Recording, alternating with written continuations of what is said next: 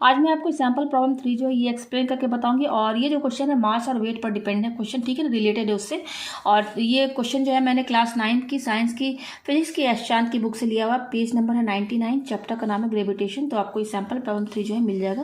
Question क्या बोला है, a man weight 600 newton on the earth, what is his mass, take g equal to 10 metre पर second square, if he were taken to the moon his weight would be 100 newton, what is his mass on the moon, what is the acceleration due to gravity on the moon. यहाँ पे बोल रहा है कि एक आदमी है जिसका कि वेट क्या है 600 न्यूटन है, जो कि अर्थ पर कितना वेट लग रहा है उस आदमी का 600 न्यूटन लग रहा है। तो ये उस आदमी का वेट है। तो यहाँ पर हमें इसी आदमी का हमें मास निकालना है। देखिए मास और वेट में बहुत फर्क है। मास जो होता है केजी में होता है, और जो वेट होता है ना ये एक फोर्स होता है। देखिए वेट यहाँ न्यूटन में है, ठीक है ना। टेक जी, यहाँ पे acceleration due to gravity G दिया है 10 मीटर पर सेकंड स्क्वायर। अब ये बोल रहा है कि अगर इसी आदमी को if you were taken to the moon, अगर इसी आदमी को हम मून पर रख दें, मून पर रखते हैं, तो इस आदमी को जब हम मून पर रखते हैं तो वेट 100 न्यूटन होता है। तो जब मून पर इस आदमी को रखेंगे तब इस केस में क्या उसका मास होगा, ठीक है। इस केस में हमें मास निकालना है अर्थ पर, जब वो है आदमी, ठीक है, जो मैन है तो अर्थ पर है, तो अर्थ पर उसका कितना मास है। और जब उसी मैन को जब हम मून पर रखेंगे तो मून पर रखने पर उसका वेट 100 न्यूटन हो जाता है, तब मास क्या होगा मून पर। अच्छा, और हमें यहाँ पे क्या बताना, what is the acceleration due to gravity on the moon. और हमें यहाँ पर मून का एक्सेलरेशन ड्यू टू ग्रेविटी निकालना है। यहाँ पर मून का यानी कि जी निकालना है। देखिए अर्थ का क्या होता है acceleration due to gravity 10 metre पर सेकंड स्क्वायर। तो यहाँ पर देखिए यूनिवर्स में जितने भी प्लैनेट है ना, उनका हर प्लैनेट का जो जी है ना वो अलग अलग है। देखिए यहाँ पर ये जो जी है ये अर्थ का है। ये जो जी बता रहा है 10 मीटर पर सेकंड स्क्वायर, और इसको ऐसे भी लिख सकते हैं 10 मीटर। अगर ये बाई नहीं लगाएंगे तो ये माइनस में हो जाएगा, ठीक है।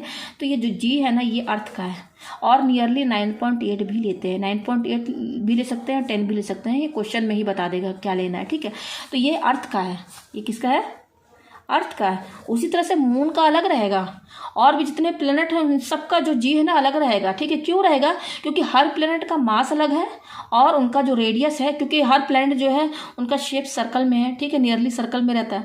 तो हर सर्कल का अपना रेडियस होता है। तो यहाँ जितने भी प्लेनेट हैं ना यूनिवर्स में, उनका मास अलग अलग है और उनका जो रेडियस है ना वो सब अलग अलग है। तो जब मास और रेडियस अलग अलग होगा तो जी भी तो अलग ही निकलेगा ना, जी अलग निकलेगा ना। तो इस यहाँ पर जो ये जी है ये अर्थ का है। अच्छा, हमें यहाँ पर मून का निकालना है। What is the acceleration due to gravity on the moon, यानी कि मून पर क्या है एक्सेलरेशन, यानी कि जी निकालना है किसका, मून का। मून पर क्या है ये हमें फाइंड करना है, ठीक है। तो पहला क्वेश्चन क्या बोला, a man weight 600 newton on the earth, एक आदमी है, ठीक है। मैं यहाँ पे डायग्राम से बनाती हूँ। मान लीजिए ये अर्थ है हमारा, ये हमारा अर्थ है, ठीक है। अब ये अर्थ है, इसी अर्थ पर ये आदमी कहीं पर तो होगा किसी सरफेस पर। मान लीजिए यहाँ पर है वो आदमी, ये हमारा क्या मैन है। तो यहाँ पर आप जानते हैं अच्छी तरह से कि कोई भी ऑब्जेक्ट, एक ऑब्जेक्ट ही समझ लीजिए मैन को, ठीक है ना।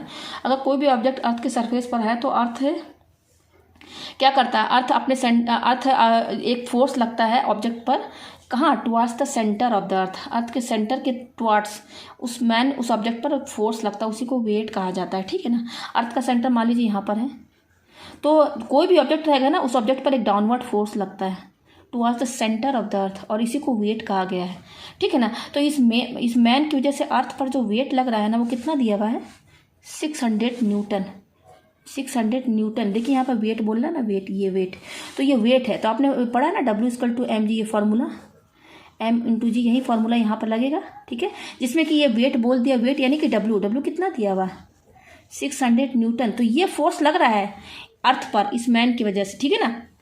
ये मैन जो है इस पर एक फोर्स लग रहा है toward the centre of the अर्थ, तो उसी को वेट कहा गया है। देखिए वो कितना है 600 न्यूटन। और अर्थ का जी, अर्थ का एक्सेलरेशन ड्यू टू ग्रेविटी कितना दिया हुआ है, जी कितना दिया हुआ है 10 मीटर पर सेकेंड स्क्वायर, ये दिया हुआ है। तो हमें मास निकालना है, मतलब उस आदमी का मास कितना है, यानी कि एम निकालना है। ये एम हमें यहाँ पर फाइंड करना है। तो यही तो फॉर्मूला लगेगा W=m×g, W=m×g। तो वैल्यू रख दीजिए, W दिया हुआ कितना 600, तो 600 इक्वल टू मास हमें निकालना है इंटू जी कितना दिया हुआ 10, ठीक है। तो m कितना हो जाएगा, m ये इंटू में है, m ये 10 इधर जाएगा तो क्या हो जाएगा, 10 इंटू में इधर साइड जाएगा तो डिवाइड में हो जाएगा। ऐसे ही देखिए 0 0 कैंसिल, तो m कितना आया 60। और देखिए ये उस मैन का मास है, यानी कि केजी में होगा ये, यानी कि 60 kg है इसका मास, इस मैन का, ठीक है। अच्छा, ये मैन का हो गया 60 kg। अब क्या बोल रहा है, अब इसी आदमी को हमने मून पर रख दिया। मान लीजिए मून है यहाँ पर, ये हमारा मून है, ठीक है। और इसी आदमी को ये इसी सेम आदमी को ही मून पर रख दिया गया। मान लीजिए वो आदमी यहाँ पर है, इसका हमें मास पता चल गया कितना है 60 kg, मास तो पता चल गया ना। तो अब यहाँ पर रख दिया गया है। और ये देखिए मैंने आपको बता दिया कि हर प्लेनेट का जो जी होता है वो अलग अलग होता है, ठीक है ना। जी जो होता है वो सबका अलग अलग होता है। तो यहाँ पर देखिए, यहाँ पर ये कह रहा है कि जब हम यहाँ पर इस मून पर इस आदमी को रखें तो अब मून पर भी एक फोर्स लगे। इस आदमी जो मैन है इस पर जो है toward the centre of the moon force लगेगा, डाउनवर्ड फोर्स लगेगा, ठीक है ना। तो ये मून अपनी तरफ इसको खींचेगा, ठीक है ना, towards the centre of the moon. तो जो वेट लग रहा है यहाँ पर भी वेट फोर्स लग रहा है, उसी फोर्स को वेट कहा गया। वो वेट कितना लग रहा है 100 न्यूटन, ठीक है ना, वो वेट 100 न्यूटन लग रहा है। तो यहाँ पे कह रहा है कि इसके मून पर इसका क्या मास होगा इस आदमी का। तो देखिए मैं बता दूँ, अब कोई भी ऑब्जेक्ट है, आप यूनिवर्स में किसी भी प्लेनेट पर उस ऑब्जेक्ट को रख लीजिए, उस ऑब्जेक्ट का मास हर प्लेनेट पर सेम रहेगा। अगर कुछ भी बदलेगा तो वो केवल W चेंज होगा, केवल W चेंज होगा, ठीक है। तो यहाँ पर कह रहा है कि मून पर अगर इस मैन को रखेंगे तो क्या मास होगा। तो मास यही रहेगा 60 kg ही रहेगा, यहाँ पर भी 60 kg ही रहेगा। फर्क केवल उसका वेट चेंज होगा। देखिए यहाँ पर वेट चेंज होगा ना 100 न्यूटन। क्यों चेंज हुआ है, क्योंकि मून का जो एक्सेलरेशन ड्यू टू ग्रेविटी है ना वो अलग है, तो वो हमें तो अभी निकालना है, ठीक है ना।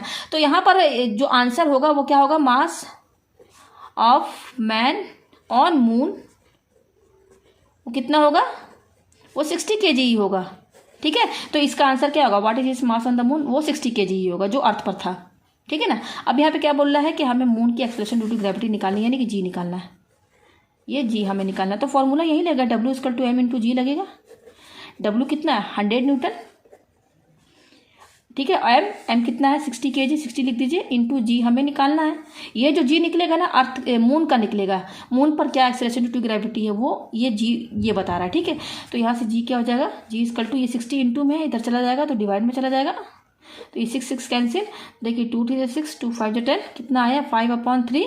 तो इसको डिवाइड कीजिए, 3 1 3, 5 में 3 गया 2, पॉइंट लगा कर 0 लगाइए, 3 6 18, फिर 2 आ गया, फिर 0 लगाइए, 3 6 18, तो ये 1.666 करके ही जाएगा, ये 6 रिपीट होता जाएगा। तो यहाँ पर हम क्या लेंगे 1.2, आप पॉइंट के बाद 2 डिजिट ले लीजिए 0.66।